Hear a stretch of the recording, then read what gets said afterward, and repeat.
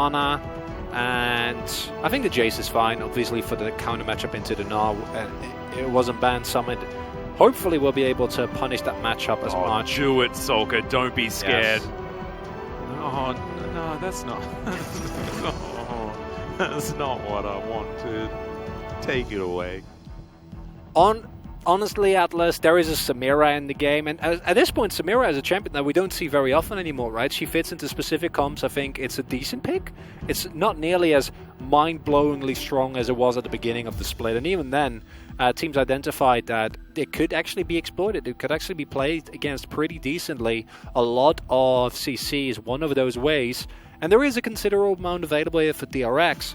And that is the DRX. They will have a decent time in the early laning phase, and then someone will make an error, they'll fall behind, then they will find a heroic skirmish around the mid-game. Not a whole lot of action in this early stage of the game as Kingin will land the wallop there onto Summit. There's the flash forward from Kyoshik, lands the bowling ball as well, and watch out, Eep, you are dead. First blood over to DRX's jungler once again. He's going. That's just going to be another ganking opportunity. Summit wants to shove out this wave really badly, but he's just leaving himself open to a gank, but the alternative is just as bad, and Kyoshik's making his way up. Yeah, few autos cancelled there, unfortunately, for Summit, so it doesn't get quite enough damage as, okay, it's sleepy time for Summit.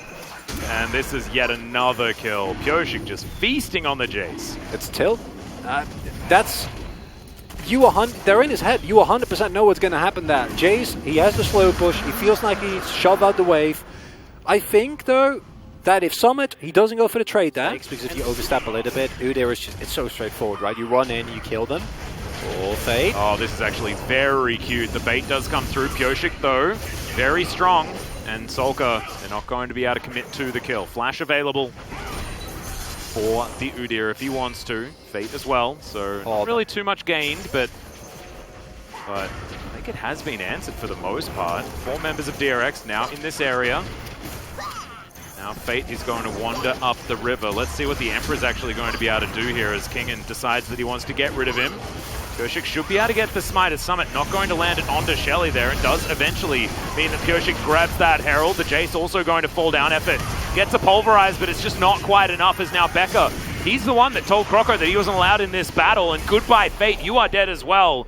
Meanwhile, the bottom lane is just a 1v1, and that's absolutely fine as Becca's getting hunted down by Croco, but Croco knows that it's going to be quite difficult. And playing as the Jace right now, when you're like, this is where I should be really getting my aggression on, you feel like that next time around certainly looking a whole lot better. As look at the bowling ball onto Summit. Unfortunately, hits a melee minion. Still trying to stack up this passive. He's just following along. The wallop going to be avoided, but it's Betty Buy's time for Summit, and he is going to go back to the Death Chamber. 5 times in a row. Well, now Summit's going to get his revenge. Goodbye, Kyoshik. Oh my god. Just finds him in the river. And what? Look at how angry Summit is, dude. He just completes his Eclipse. Or if this was an older iteration of the game where that worked out a little bit better, then perhaps that's a thing too. As that's a pulverize only onto Becca, though, as the tower does go down. Zenith Blade, maybe not the one that Becca wanted, but Kingin's going to be here to help him out. Fate also going to die as Kyoshik grabs that kill, and now he's booking it. You force a teleport, so if you can then disengage, you're completely fine. Prince can't die here, though. Yep, Solar Flare going to be Captain Jacked very nicely there, as the Blade Whirl also pretty good. Shield Bow will keep him alive for the moment as Bao. One more turret shot and he's dead. Really good position. Fate's going to scooch over the wall, but Croco not going to be so lucky as Becca goes on an adventure that he didn't necessarily want to, but it worked out relatively well. Kingin doesn't quite find the Gnar as Croco is burning down and will be taken in the end. Decent scatter the weak for the stun onto Effort, but he will survive due to the unbreakable will. There is Kyoshik locking down that crab. Live Sandbox. Still looking for some more opportunities as that's a scatter onto 3 members. Everfrost there as well. Sulka's so good at this. Syndra, and he'll be rewarded with a double kill. Now Prince trying to run, but it's so unfortunate. He'll get eeped and destroyed. Bao grabs that kill, and now DRX thinking about whether or not a Baron's a good idea, as only Fate is left standing. If it's not a Hail Mary steal, I don't know how Liv Sandbox is going to deal with this. Not happening. Yeah, Croco ain't going to get in there. Doesn't have flash. No opportunity is now. Kyoshik finds another watch out heap. Solar Flare is just going to slow down the Udyr as now Summit, looking to donate himself as tribute by the looks of that, decides against it in the end, as now still wanting to stop DRX from getting free backs. Samira and on Summit, and then you go from there. Sure, you have an Azir, but just an Azir is not going to do it. Yeah, Pyosik is going to put people to sleep. Gets a flash already as there's the Killer Instinct to answer. Cal falls down, Summit also in trouble, and they'll grab themselves a red buff as well.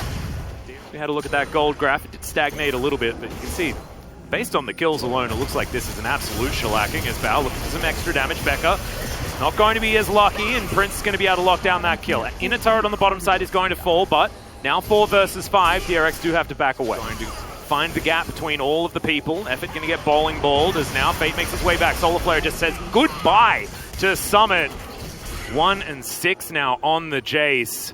And Pyosik, he's just going to solo out this Mountain Drake. And it's not something that Live Sandbox have any right to contest, especially not without their Jace that was pivotal in any sort of siege or face-off scenario, right? Shock blasts were going to be necessary for that. Yeah, that's definitely a worry. Effort's still sitting at half health, but he can do a lot of work with that. Can potentially Hex Flash his way over here as, okay. Fate gets in, looks for the hero play, finds a couple with the Emperor's Divide as Bao goes golden. Becca looking for Prince now as well, and I have a feeling this is a wallet story, but no! Prince tidies it up! Oh my god, the hero saving Live Sandbox in this moment! And now they're going to be able to get some real work done! No way! I see! What? Listen! I'm telling you! I'm listening! Don't worry this time, I'm listening! I need you to listen to me! I'm telling you! The biggest all-in that you've ever seen, and the words haven't left my mouth! Or he finds the biggest all-in that I've ever seen! Are they just going to win the game? There's 20 seconds on Pyosik, there's 12 on Bao. Prince still alive, he can wipe these turrets out. Fate there as well, they'll take the first one. No! They're looking for the second. Becca's going to turn up. Prince will be stunned for a little bit, but now the Nexus is exposed. 2 seconds on Solka, 3 on Pyosik, but the Nexus is dead, and Live Sandbox say goodnight. But then sometimes Samira's just find a way. Let's have a look at the replay of the moment. As I'm not going to lie to everyone, I didn't think that this was going to be possible. I thought DRX with their Mountain Soul were just going to be too far ahead. Didn't we all? Yeah. Because listen, he cleanses, he blade whirls, and you're like, nah, surely he wouldn't. But he doesn't die. No, and he's in there melee forever. Oh my god. I didn't believe it. I said it, but I didn't believe it, and I should have believed. Should you? I mean, I don't know. I think you're Actually, allowed. Irrelevant, because that's the fastest you can kill a Nexus. yeah. Because you pop your W and you get right through it very, very quickly. Don't look at these damage charts. Irrelevant. Yeah, I mean, 100%. And also DRX lost with a 2,000 gold lead in Mountain Soul. This, I mean, you can say throw. I think that Prince honestly stole it. Still, certainly not a great way to head towards playoffs if you are DRX. Croco as well with his sick 3.1k damage. Not exactly able to get too much done there. But Pyosik tried his heart out. And unfortunately, last team fight, sometimes you just forget that Samira can wipe out your entire team with impunity. Thank you very much, guys. And we didn't know what to come at the end, and DRX was so close to winning the final match, but Live Sandbox was able to turn it around with a banger. At the end, we had another Nar versus Jace matchup on a different team this time around, and another Kai'Sa versus Samira matchup. A very common pick back in the beginning of the split. And we had Lilia, a mage champion for Pyosik, and Lilia was able to exert so many dominance on the top side of the map, so Jace was not able to come online, but you know, Samira was too OP, especially during team fights, and we were able to see how destructive she is at the end of this game. I think this was not the best game for Samira to pop off because Leona was there, Syndra was there in order to interrupt her ultimate. So we wanna break down how Samira was able to dance around the opponents in the very last team fight later in the analyst desk part 2 section. But first, we also wanna take a look at the picks on the side of Leap Sandbox, because they did have a very decent comp, and even though they were falling super behind, and even though DRX had the Drake Soul, they were still hanging in there, and they found the power spike. And we had a very fierce matchup on the top side of the map. And this time around, Nar was the one to fall first.